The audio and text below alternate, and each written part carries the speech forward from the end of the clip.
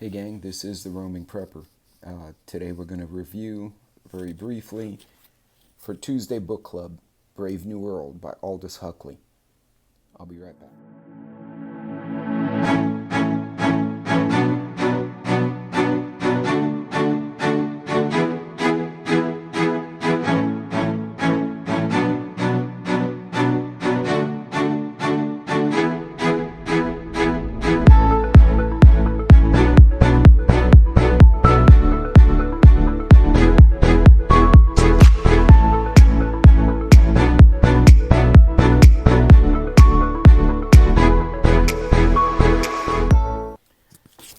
So Brave New World, unlike 1984, which was almost an apocalyptic dystopian, where basically the government was forcefully subjugating the people, Aldous Huxley actually was a contemporary to George Orwell, who wrote 1984. He wrote Brave New World and a couple other books, but this one in particular strikes me. In this one, the way the government controls people, wait for it because it's interesting, is through media and through distractions and entertainment. And basically, people are so busy doing nonsense that they're not paying attention to what's actually going on. The few that do move up and so to say they get red pilled somewhere along the way have choices. They can be part of the management of society. They can go to remote islands to do special research, which apparently is not bad, or they will put them in jail. So I'll give you a guess, most of them wind up becoming part of the cabal. What's interesting also is that there's this, Huxley takes from the Communist Manifesto, which I had reviewed a few weeks ago, and he actually talks, the manifesto talks about a community of women, no marriages, no families, the state is the parent.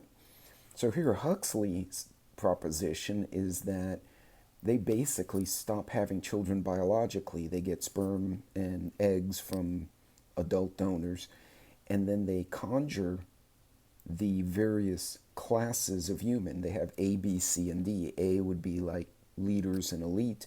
B would be specialties like engineers and doctors. C would be your blue-collar worker. And D's would be literally what they refer to as morons, people who can only do the simplest menial tasks. But they do it by percentages. It's not random. They don't, make a bunch of babies and say, oh, well, we have so many of each. They keep a proportion.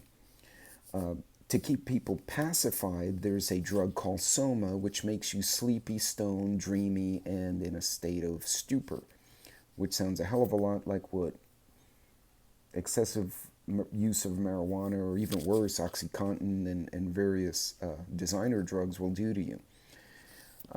The society has no marriage.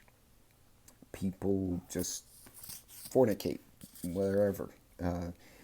He basically, his last letter to George Orwell, who again wrote 1984, was that, I'm paraphrasing, basically was, my friend George, I don't believe your dystopia will occur, because when a government becomes very harsh to its citizens, the citizens will rebel when they see something being taken. But if you take it from 1,000 cuts, and more importantly, distract them with drugs and drink and sex and other things to where they're just in a stupor, they're no longer paying attention, it's easier to take control.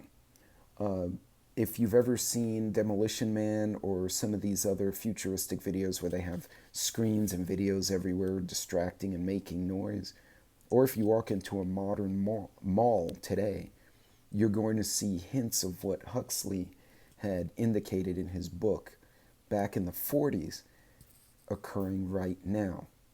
They don't have the 2-minute hate you see in 1984. They have the 5-minute orgy. They all get stoned and have sex. Now think about it. You're much more likely to subjugate people by distractions and pleasures than you are inflicting pain and violence. Both work, but one gets a bad reaction, the other may or may not. Interesting what we're seeing today. And if you don't believe me, go to a local mall, sit in the parking lot, and watch teenagers not even look up from their phones. They have headsets and they're looking down, walking through the parking lot from one end to the other. You literally could go and hit them with a car and they'd never hear the car coming. So if you want a dystopian book about a future where basically humans are placated like sheep, I highly recommend this one. It's not a terrible read. Now, he does use a little bit older English, but he even mentions the solidarity hymn, because you got to keep them singing together. And all the churches, the cross, the top of the cross was knocked off, so it made a T instead of a crucifix. And then it became the Church of Ford for mass production. And they say, Ford, we are 12, make us one, like drops within the social river. Oh, make us now together run, as swiftly as thy shining flivver. The 12 in one. The 12 being the 12 manufacturers as opposed to the 12 apostles. I'll let you guys read it and put it together yourselves, but just a few tidbits. If you need a good dystopian book about what our future could be, I personally think Huxley's a little closer to what's happening now than Orwell was. Check it out, enjoy the book, and please, if you do read it, leave some comments below. I'd love to hear what you guys think. Till next time, take care, Godspeed if you're on the road, and remember, everyone deployed on Friday, wear something red for all our troops overseas, because they're the ones who make sure we can do what we're doing every day. Take care.